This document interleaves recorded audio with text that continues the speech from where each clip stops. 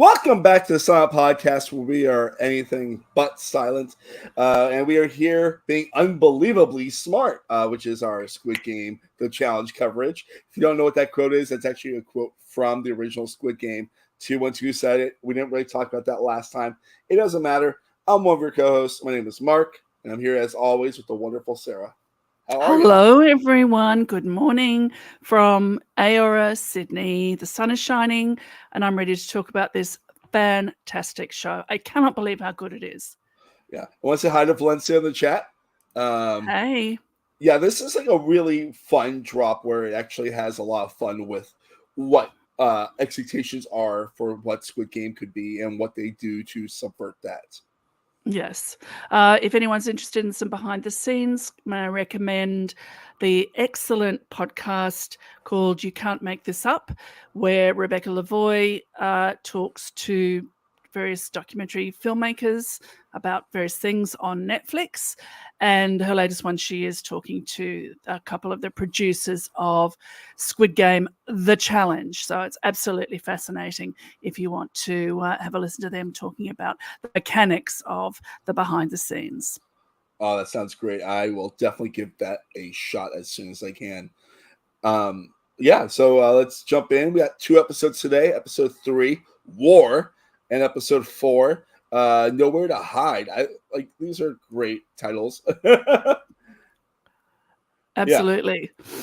Yeah. So I love the editing of how the show is it's like Squid Game Netflix, and Netflix presents and it rises up, and you just are automatically back where you were with Hussein being like, "Hey, does anyone want to pick up the phone?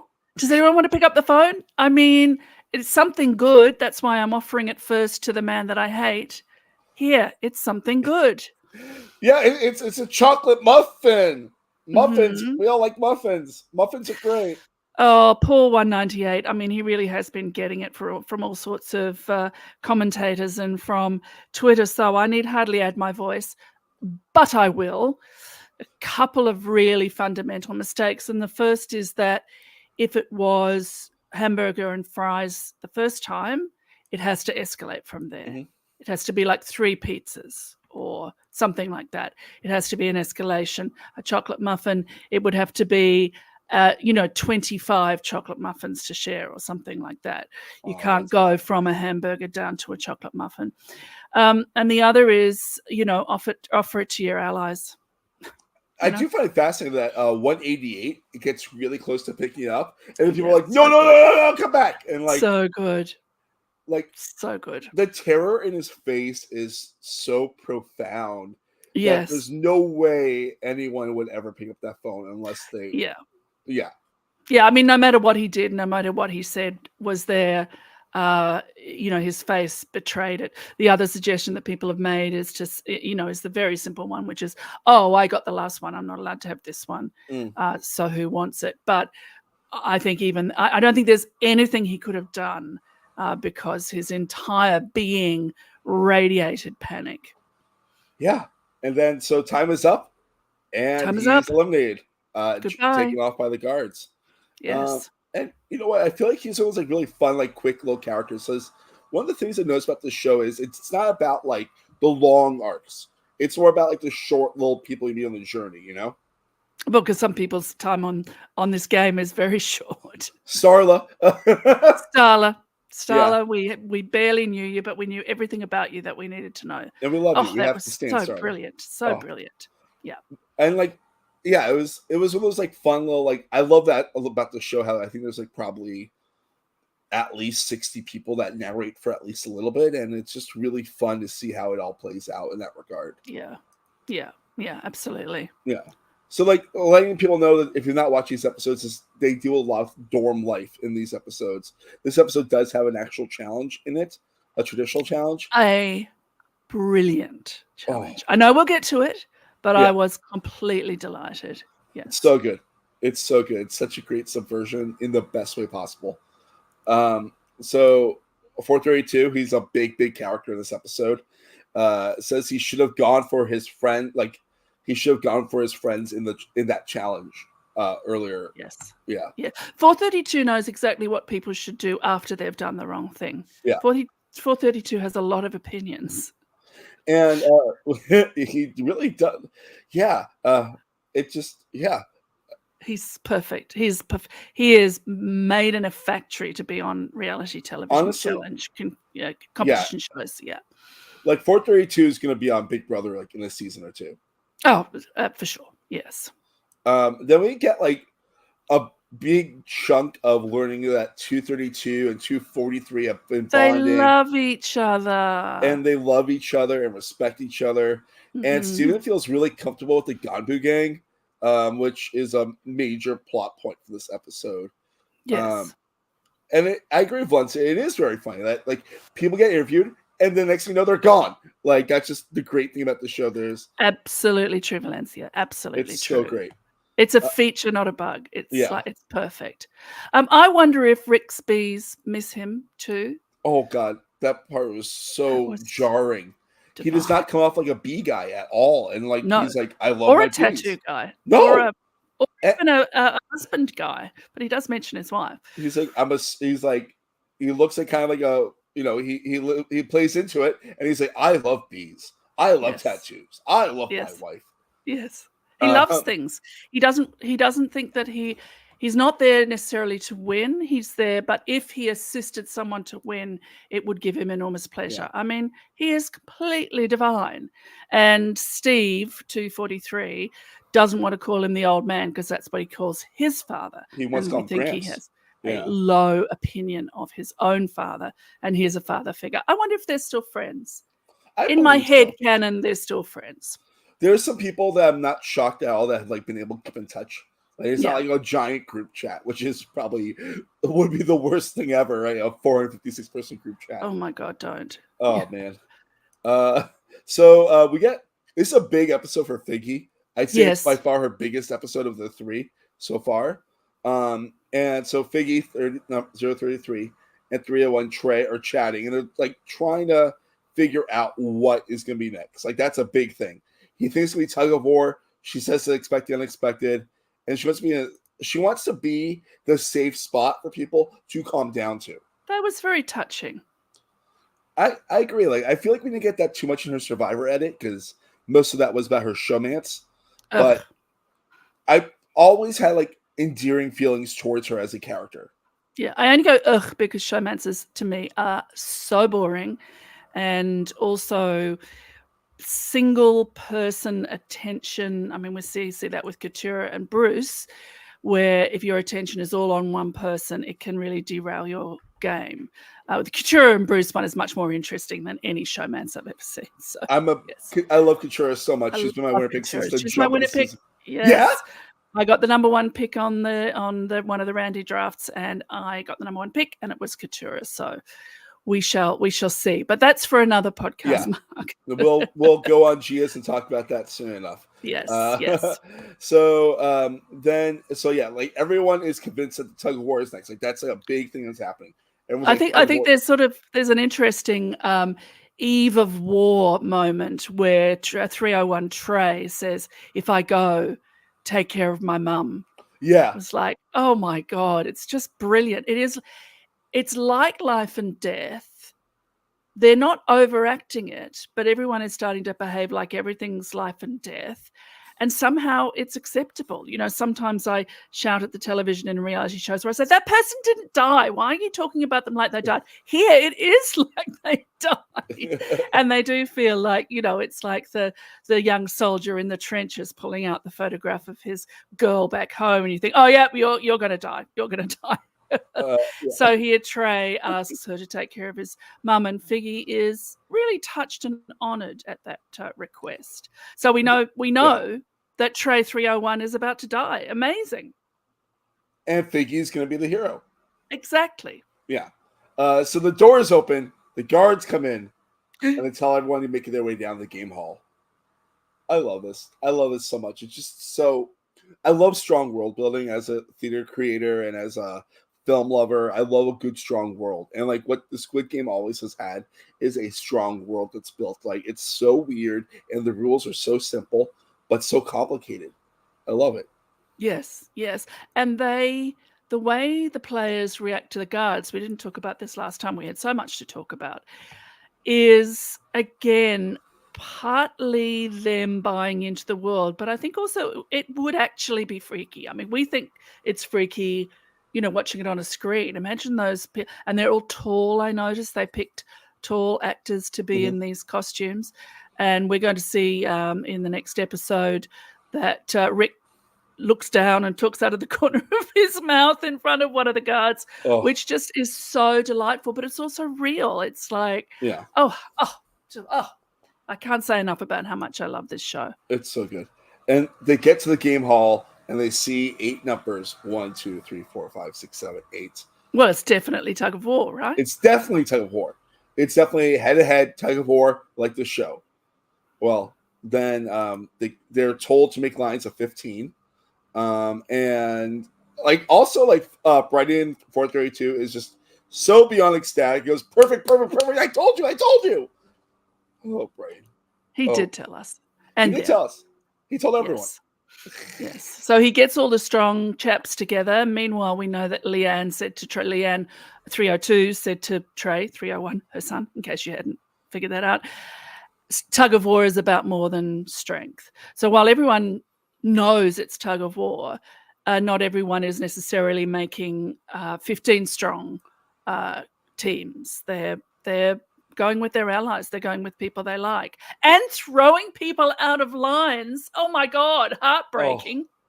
That was awful. We also get that strong line. We also have the Ganbu gang and others in the line. I think there's 8 members of the Ganbu gang. I couldn't really figure it out. Yes. It looks like it's about 8. Yes. And there's one woman, there's a blonde woman, and all the rest are different chaps. Rick can't find them, he's wandering around the hall going, where are they? And they find him and they draw him in. They're looking for him. They're looking after him. And we see these alliances are really impactful, not only on the players themselves, but on the games. Yeah. Then we see a new player, 453, just crying. And 432 is like, no, that's stupid. Don't cry. Oh God. It's just an important. Why would you cry? Why would you cry? Why are you crying? I mean, it's not a thing to do. We also get introduced to a new person right now. 182, TJ. He's an ex-basketball player. And he has the quintessential leadership vibe to him. He's so amazing. I love him. Genuinely one of the more, I'd say there's not too many people, in my personal opinion, that have a true hero edit in the show. And this guy is standing up with sword out on top of that rock, leading everyone to victory. That's his energy, and it's great. Yes. And we're going to see him. No one's going home. There's no crying in Squid Game. Absolutely right. Only money or no money. Yes, money or no money. Squib or no squib. Yes. So we get to our teams. And line 1, which is the big dude, strong guy line, and line 3 are drawn, and they go in. You want to describe the set for us, Sarah? I do. It's brilliant. It's Battleship. They call it Warship, but we always called it Battleship as kids. If you don't know the game, it's, you have a gridded square and you draw various sized battleships on your gridded square, and the person that you're playing with also does the same. You have something between you so you can't see each other's game where things are, and you throw your missiles at various squares designated by letter and number. And, it's a hit or a miss. And, I mean, it must take them a moment to figure it out, but as soon as you see it, you'd go, it's Battleship or Warship, depending on what you call it. And even playing with a piece of paper and a pen, it's really tense. Imagine actually being there. Yeah. And the way it's done, it looked like it's 5 people in one boat, 2 boats of 3 people, 1 boat of 2, and then there's a captain and a lieutenant. That's right. And so basically, they don't need to take out the whole field. They just need to take out 2 boats. Does not matter the size, and those two boats they lose, and also the captain and lieutenant. So it's not like we're losing half the people. We're losing about 30% again. Yeah. So even if your side wins, if your entire boat is hit, you're out. You're done. And if your side loses, if your entire boat is hit, you're all out, plus the captain and the lieutenant. But if your side loses and your boat is not entirely hit, you're still in the game. Exactly. And I think this was a very clever way to do it. So it's not like tug of war where you know that one entire team will be gone. Yeah. Apart from the old man who was the only one not shackled to the rope, in case anyone noticed, in original Squid Game. Oh my God, he wasn't? Oh, wow. No, okay. go back and look. Oh, because okay. there's that question of like, but if he was who he was, look, it doesn't matter if I'm spoiling it. I'm sure you've all seen it. If he is in charge of everything, why would he put himself in danger in the tug of war? He's not shackled to the rope. Interesting. Mm-hmm.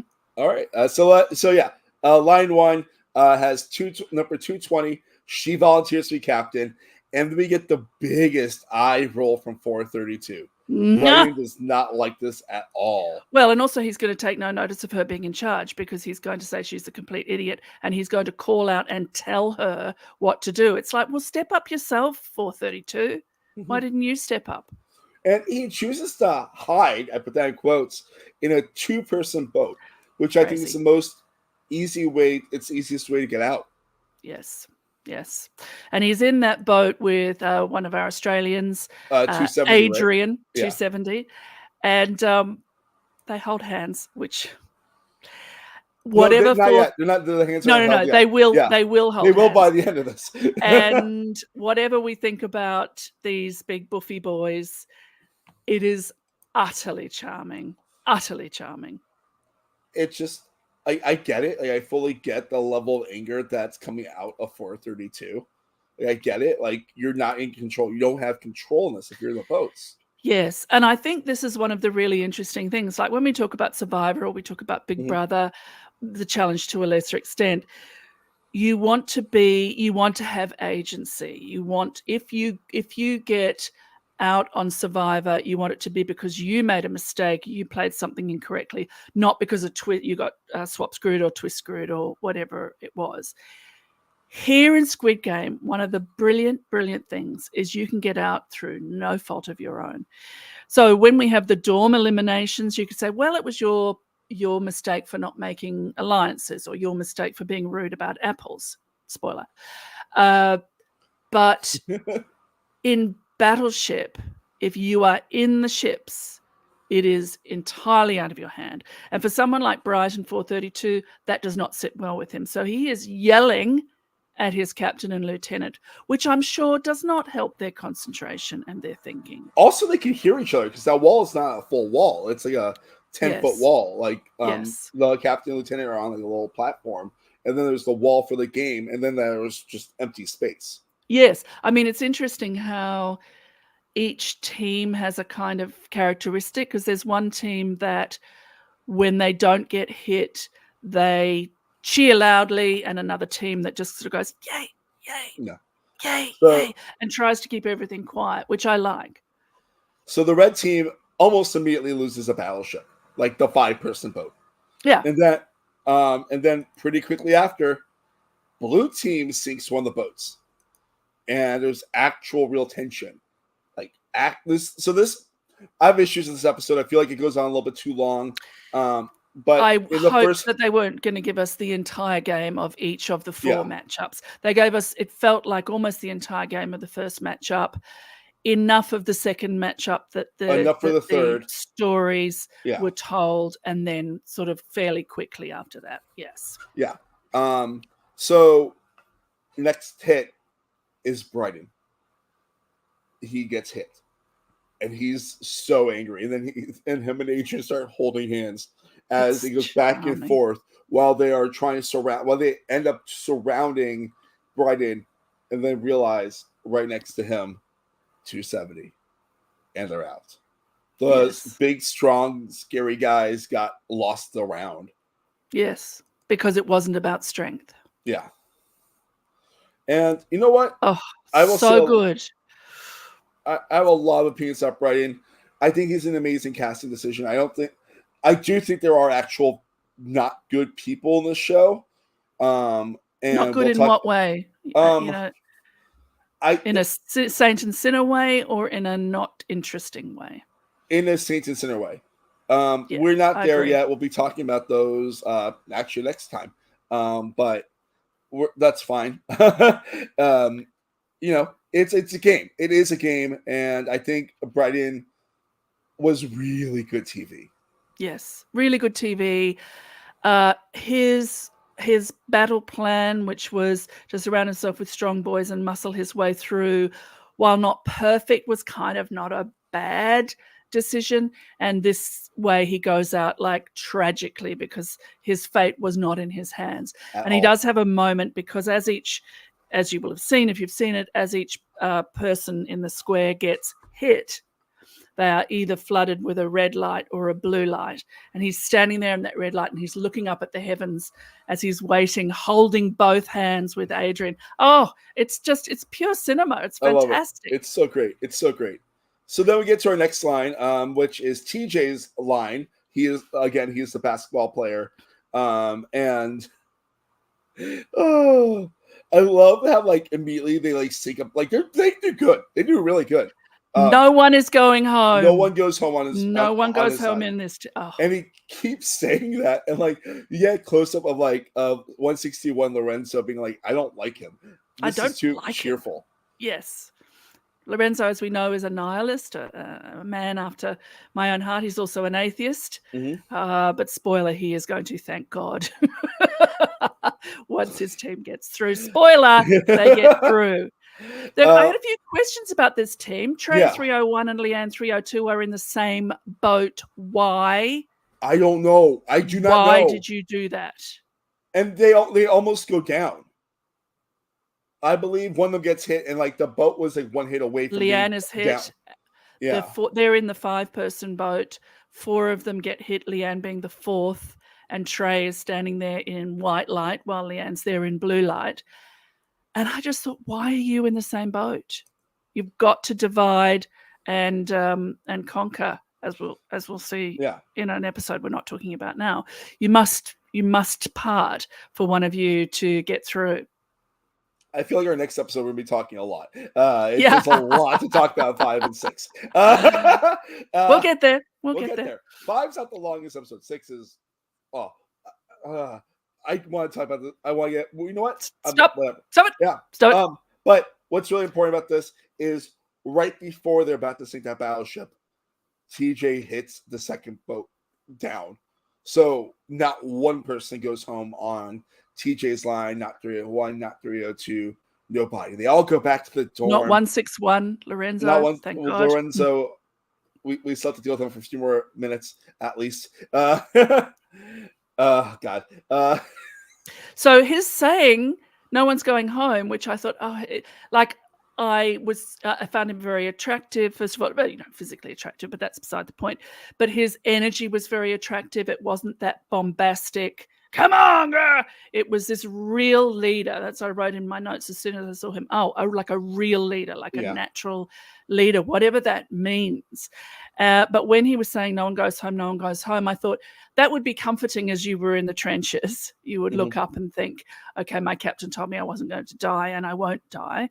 And even as he's got a battleship of his battleship of 5 people, and 4 of them just, big-eyed looking at him, he's so calm and he's so wonderful. And he's right. No one goes home. Amazing. It's so great. You get this really beautiful moment of him crying afterwards, being yes, so proud of himself for keeping everyone safe. Everyone that's a real team player. Obviously Squid Game is not really a team game, but at this point it kind of is. At this point, yes. I mean, you must rely on your team. Everyone in 182 TJ's group, we didn't really see the lieutenant, but presumably they were standing by comfortingly. They all looked to him to get them through, to use his mind to get them through. And we're going to see why the mind in the next matchup, which is spectacular. Do you want to take it away? Oh my God, yes. This is my favorite player in the whole game. Yes. I figured we were on the same boat there. I think we talked about that briefly. Yes. 018. B from B. London. I love her. I love her so much. Like super smart gamer, game creator, force of good. Force of good. She's lawful good, I think. I'd say so. Yeah, I don't think there's chaos in her unless it's like programmed in her in a weird way. Yeah, she steps forward, which is not her natural thing, but she takes one look at it and goes, "Oh yeah, I can get everybody home."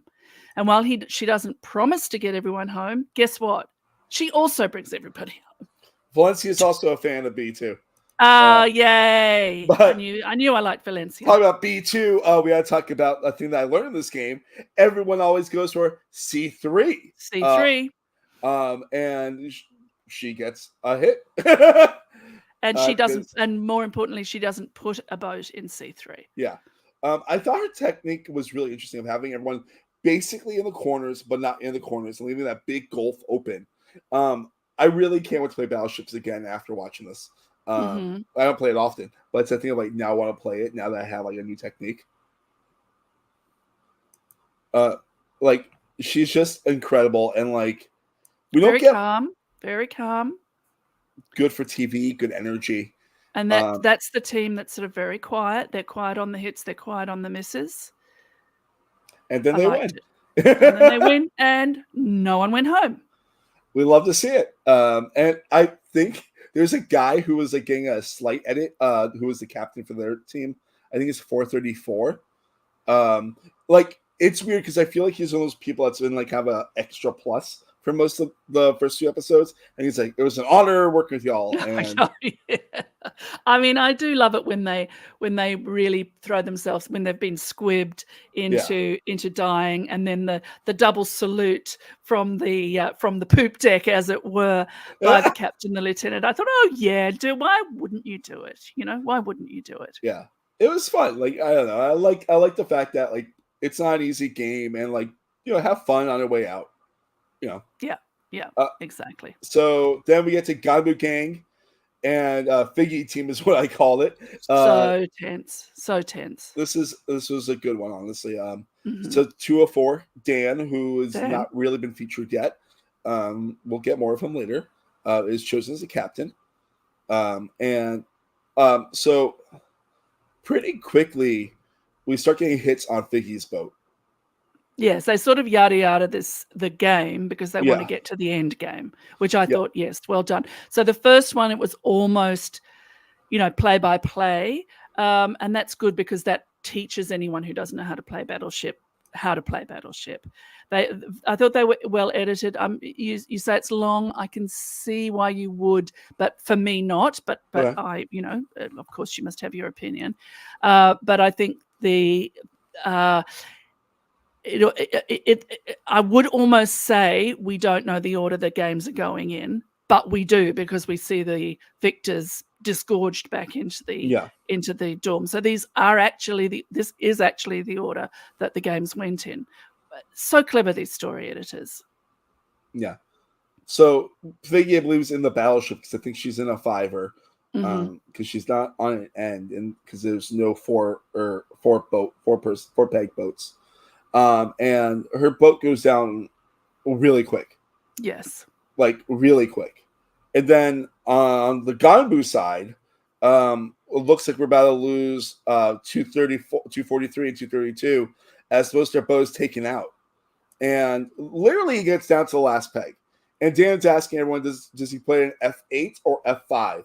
And I love what the show shows you and doesn't show you.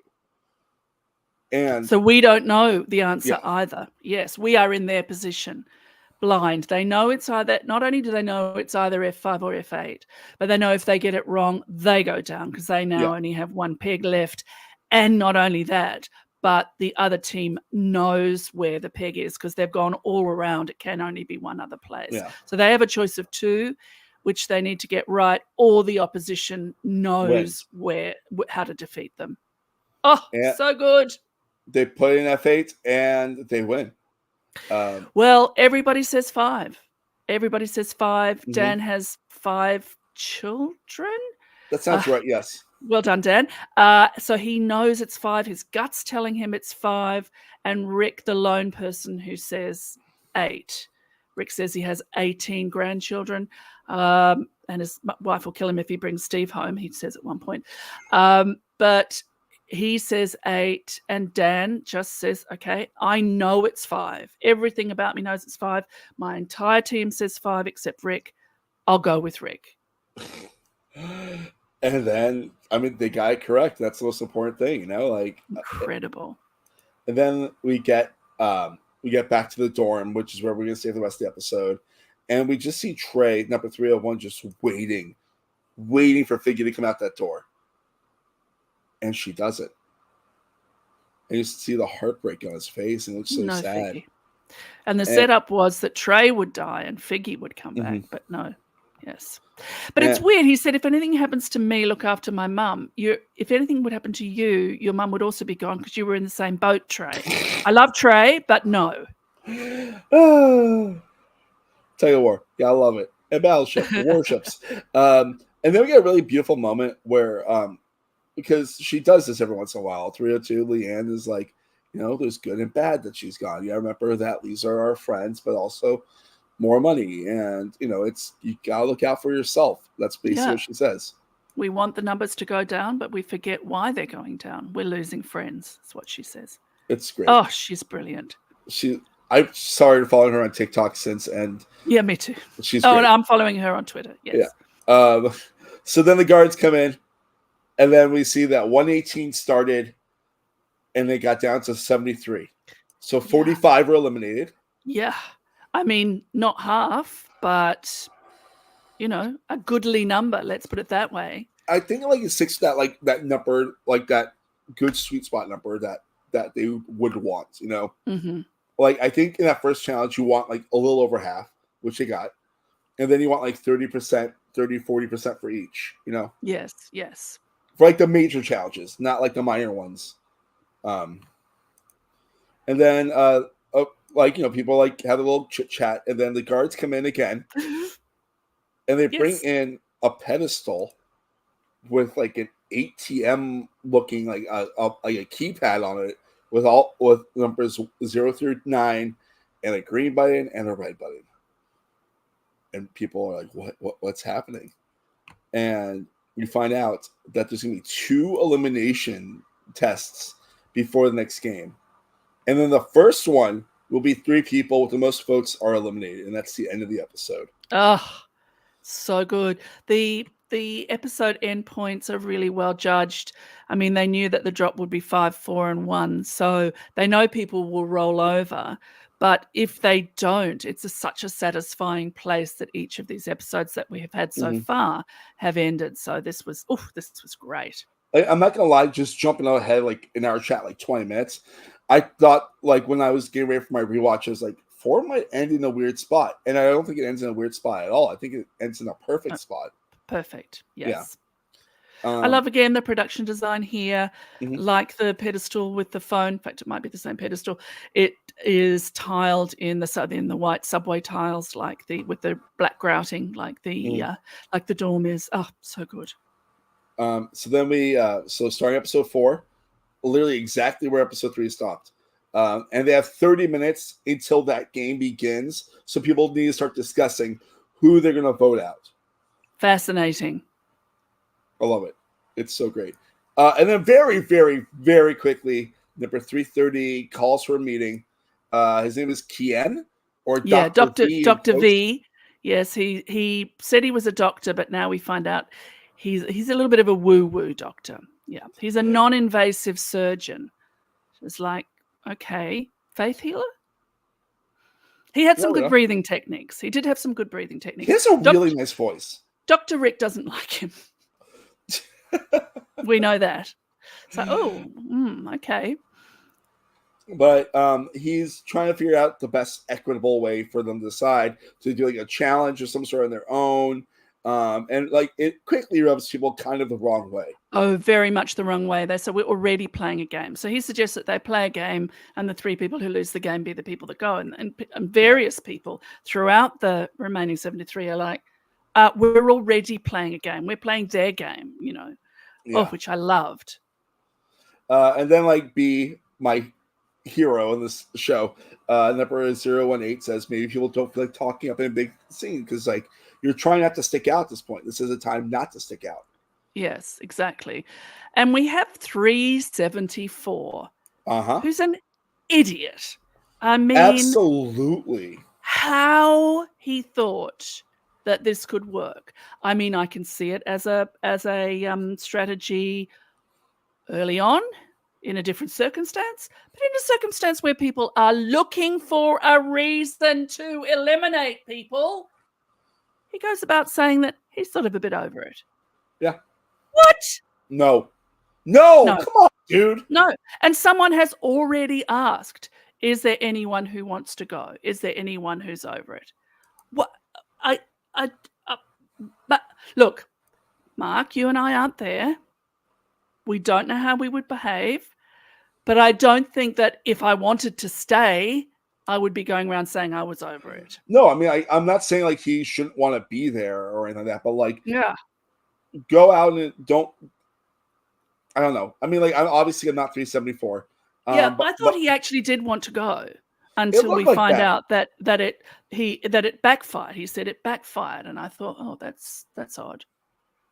And when he gets, as we're going to find out, he is going to get the first vote.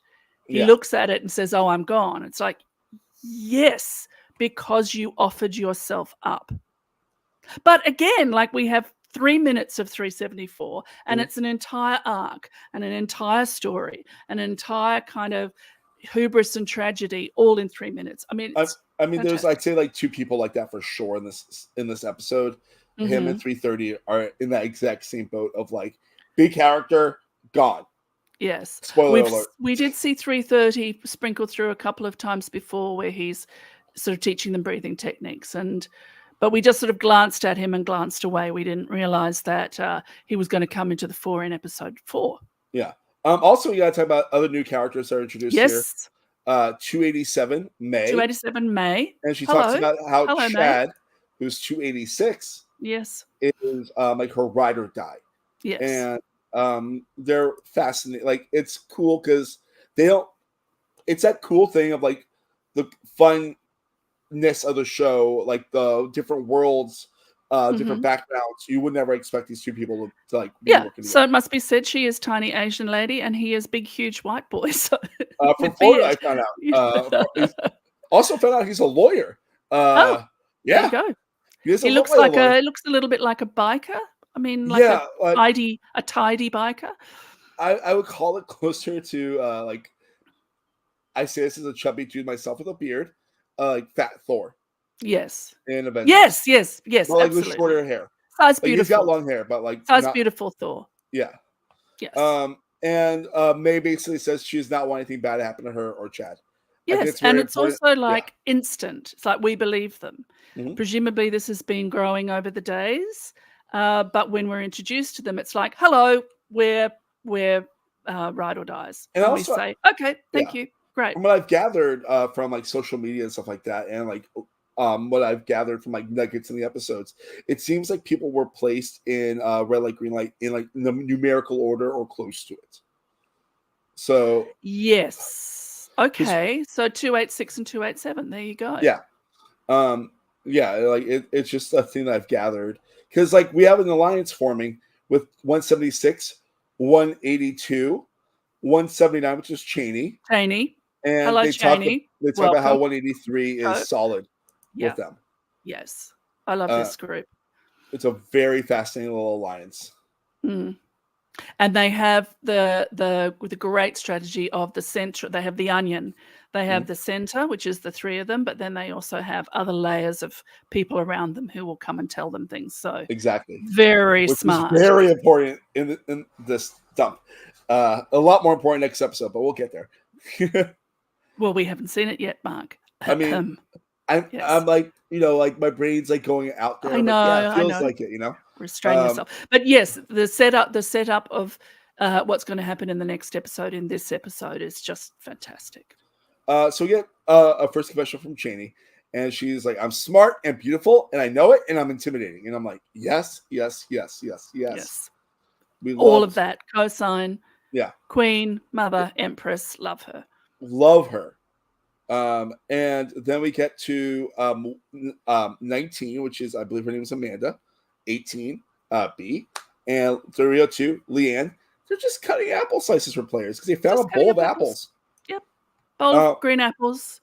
Discussing what numbers they've heard. Mm-hmm. Who I love have you heard? Chop, chop, chop. It's a treat. Apple slices are a treat. Made me want apple slices, frankly. Well, I mean, I can tell one person does not like apple slices. Oh, really? I wonder if he kept it to himself. Probably not. I mean, he didn't even put apples on his crocheted outfit. So Lorenzo finds it fishy that the people are just giving him random apple slices. The he man said, loves sure. And yeah. It's interesting when people are called into the chore room. Mm-hmm. One thing we haven't found out is like how those numbers are selected, but presumably fairly because there is money on the line. Mm-hmm. But we've seen Dash before because of his marvelous, he has Ranger representation. That incredible red hair is very eye-catching, and his sort of pale, creamy skin. This is Dash 141. Mm-hmm. He has the right idea. He wants his alliance to vote together. He wouldn't be the only person in that room who is thinking that. But his alliance feels a lot looser. And speaking of loose, his lips are also rather loose, as we're going to find out. Yeah. But this is smart. This is smart. Don't scatter your votes around. We need to concentrate our votes so nobody gets caught in the crossfires. So should we get to the actual vote itself now? Let's do that, yes. So, yeah, they are all told to make a giant line. No one really wants to be first, but 445 goes first. And what's interesting is it's mostly anonymous vote. Yes. It's if you're the first person to put someone's name up, people know it's you because the fact that that name pops up on the screen. It's not like it's a blank screen, and then once number gets added to it, it pops up. So it's so well done. Oh, so well whoever done. is at the front of the line, they're automatic target. Yes. And, it encourages a huge pile-on, which I'm not against. No. But, 3 people are going. We don't know the punishment for not putting up 3 numbers. Mm-hmm. This is the other thing. It's like when they were lining up for Battleship and Figgy was shouting at the man to get out of their line. It wasn't really out of meanness. It's like they did not know what the punishment would be for not being in 8 lines of 15 when the timer went off. So it's the same here. Like they don't know what the punishment is going to be if they all vote for the same person. Obviously, that person's going to vote for someone else, but that's a single vote that could take you out. So I think there's a lot of those calculations going on. But the person at the front of the line, nowhere to hide. And that is a person named Chapman. They're part of the LRG community out here in the States. And they have a nice little special, like, I guess I'm going to have a little target on me. And then he puts in 3, 7, 4. Enter. And and then right behind him is actually Leanne.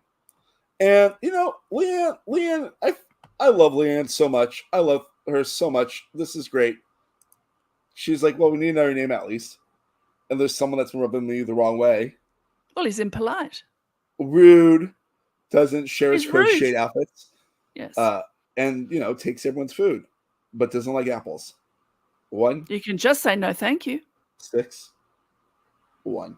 Lorenzo. And his face pops up, and it's interesting because it does just stay for a while, just those 2 names for a while. Yes, I'm not afraid. I'm not going to be afraid to make difficult choices. I wrote down a lot of what Leanne says because everything she says is gold. Love it. Connecting from across the world. I love this. It makes me so happy. So then Cheney 179 comes up and was like, well, we do need a third name. 3, 3, 0. Dr. V. Yeah. And Dr. But before that, she steps out of the line and has a good look. Oh, yeah, she does have a good look. Oh, yes. She performs her selection. It's just brilliant. We love it. And then like not long after 3:30 is there, and he puts up Cheney 179, and then we get such a great moment. I feel like they thought was going to go differently. Good old Lorenzo steps out of line, walks all the way up to Leanne, and is like, "Is it 302 or is it 302?" Oh, 302. And she's like, "It doesn't matter." He thought he got her. She got him twice as hard. Yes. Oh, it's so good. I mean, you could have said anything else, Lorenzo, and it would have been more impactful. Just, checking I'm spelling your name right or anything. But saying, I mean, it is his second language, but trying to burn her with, is it 302 or 302? It's the same thing. Leanne is 2 years older than me, so I do feel very much a fellow feeling with her. Yeah, I love it. Love strong, awesome, badass women. I know, and she was an editor with the New York Times, and I mean, just she's had an incredible life and is still having that incredible life. Exactly. So then we get a nice little confessional room Dash, and he knows that 179 is the ringleader, and he wants to vote for her, but doesn't know like what to do because he doesn't want to paint a target himself, which I think is a smart thing to do. Yes. But her number is up there. So he does. I assume he puts her number in. He's one of the few people that we see who covers his hand over the keypad. I think it would be very hard. I suppose there's a straight line of people waiting to vote and then a scattering on the sides of people who've already voted. So it is potentially possible that they could see where on the keypad his hand was. But yes, I did like him, like the kid in school covering his work and working the keypad. So we get our results in because now everyone's voted, and we find out 374, 161, and 330 have all been eliminated. Yes. And not the only other shocking, honestly. No, the other people with votes were Cheney 179 and Leanne 302. But yeah, clearly, I feel like Cheney definitely got more than like 2 votes. Oh yes, but like there's no way Leanne got more than 2 votes. I don't think. Yes, and potentially 1. Yeah, I love that they didn't give the numbers. That was really smart. So there was like this combo of anonymity and non-anonymity. And then we get Cheney saying that people's true colors are coming out, which is true. Like, I think it's really smart that the show focuses on 2 non-major games for these 2 episodes of 4 and 5. Like there are eliminations, but it's not like there's not a lot of people that are going home in episode 4. Yes, I mean we need people to go every episode, but we don't need a huge swath to go. And in fact, if they go in singles, doubles, and triples, we have more attention on them as they go. So I think this was well chosen, both for the players, so they have a rest between major games, but also for us as viewers. So we have these not slower, but the rhythm of the game. Yes, the rhythm of the game, high intensity. And then it lowers down. It's more human. We get more dorm life. And then we get these, instead of being beaten over the head with 70 eliminations, it's like a pinprick of single eliminations. It's so well done. Have I mentioned that I like this show? No. So then it gets back to her. So Dash like straight up tells her they voted for like 374 or someone different. And it gets back to her pretty quickly that Dash lied. That Dash definitely voted for her. Because he told people in his so-called alliance, which, as I said, was very loose-knit. Talking in the bathrooms, it'll always get you into trouble. So then we get introduced to another interesting character of this drop. Number 229. Felicia. Felicia, yeah. Sorry, I wanted to make sure I said it correctly because I love everything about her. She's not one of like, the people that was like, yes. Like her and B, I'm like, yes. 2 of my absolute favorite people from the show. She's the one that is watching. She watches and watches, and she tells us she doesn't like all these male-dominated alliances. I mean, that was what was interesting about the elimination of 3, that they were all men. And, it is often the case that women are eliminated in, reality television competition games. Listen to Annabelle Fiddler and I talk about Big Brother Australia. Women. Spoiler. So it was interesting that in this sort of open closed vote situation that it was all men. But Felicia is watching what's going on. She's a watcher, she tells us. And I said, yes, you are. Yeah. Also, like, very cool, queer, strong woman. That we get more about that in a few minutes, anyways. I think that's and mother, and an actual mother too. An actual mother and a mother. Yeah. We just, I think Felicia is amazing. I can't say her name. But she's incredible. Don't look at the spelling. Just say her name. Yeah. As you look at the ceiling, and you'll get it. So at this point, 2:32, Rick gets called for chores, and he's told to bring someone with him. So he brings his best friend, 2:43. Whoop. And have you seen Squid Game? I mean, the have guy you seen it, and like we get an interesting little confessional from Stephen where he's talking about his rough upbringing, how he was unhoused for a little while, and how he didn't really have a father figure. And it's like the guy's been through the ringer in this show, and like it's really nice to see it's getting easier while being hard. Yeah. So if you form these extremely strong bonds, it's helpful, but also you have to think about these games. And I completely understand why they don't. So this whole sequence is just so weird to me. So odd. They walk into the chore room, and then they see the red envelope and the blue envelope from episode 1 of the Squid Game. And immediately Rick goes, Dakchi! Mm-hmm. And knows how to play it. Perfectly. Skillful. As time after time, Rick gets it to flip. Steve can't get it to flip. He also teaches Steve how to play it too. Steve how to play it. It's so good. And then the part that really blows my mind happens. After this goes on for maybe 2 minutes. Like, probably like 2 minutes of him just teaching him and like having this beautiful father-son moment. A guard walks in. And you're like, oh, fuck, something bad's about to happen. And he hands Rick an envelope. And Rick holds the envelope. And you can tell there's a little intensity to it. And the guard just leaves. And Steven's saying, what was that? And he's like, I want a candy bar. Yeah, it's chocolate. A chocolate bar. Yeah, he says candy, yeah. But he's talking out of the corner of his mouth. But the voice says, Steve, you have lost the game. And Rick goes into a total panic because he thinks that it was an elimination. Yeah. Of course. Oh. I was so. And guess what? It wasn't. This. It wasn't. It was just 2 people play a game and one person gets a chocolate bar, candy bar. I mean, Squid Game. Candy bar. Sometimes you get fed. It's a candy bar. Sometimes you die.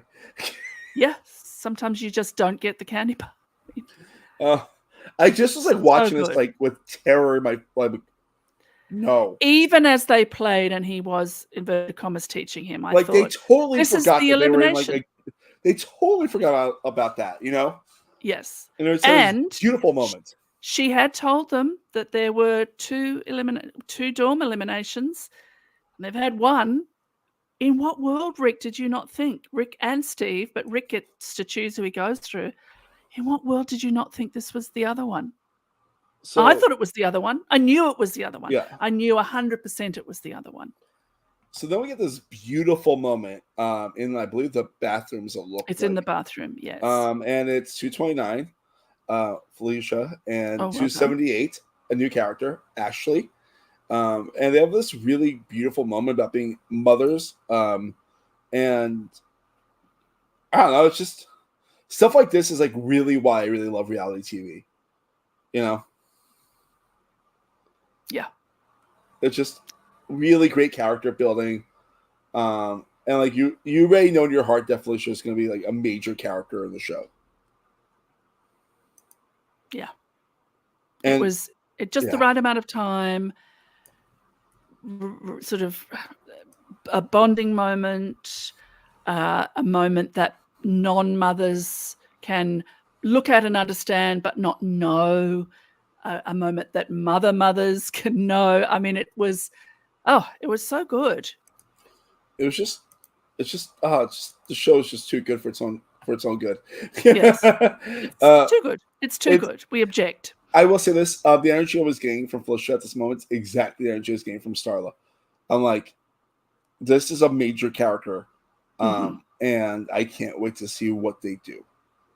And what do they do? Well, so it cuts back to like the dorm. Everyone's there.